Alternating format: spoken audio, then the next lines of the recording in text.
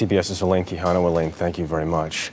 Joining us now is retired Steelers running back Jerome Bettis, a friend and former teammate of Ben Roethlisberger. Jerome, good to see you. Thanks for joining us this morning. Oh, no problem. Thanks to be here. Let me ask, so you know Ben well. You played with him. We know the Rooney family, the owner of the Steelers, is very upset. What do you make of this whole thing?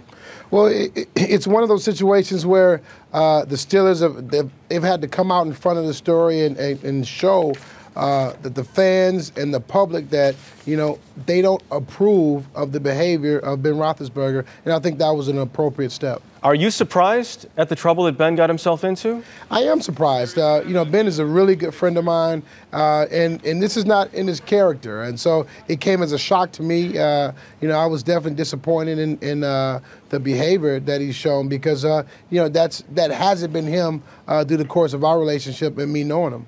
He faced a previous sexual assault accusation in a different state, as you know. In this particular case, what do you think is the appropriate punishment? Well, I think a suspension is definitely necessary. I think Roger Goodell, the commissioner of the NFL, has he said time and time again that conduct unbecoming will result in a suspension. So I really believe in this landscape, you know, in football now, he needs to be suspended. The question is how long. I think 2 games would definitely serve as a notice, not only to Ben, but to the rest of the NFL. A 2-game suspension. We know the maximum allowed under the collective bargaining agreement is 4 games, but 2 games seems to be the number that's being thrown around there. Can Ben repair his image in Pittsburgh? I know there's been even trade talk at this point.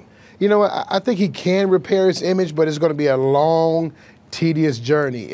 You know, there's a lot of fans that really have been turned off and they're really disgusted by the transactions here. And so I think there's a situation where Ben has to make amends.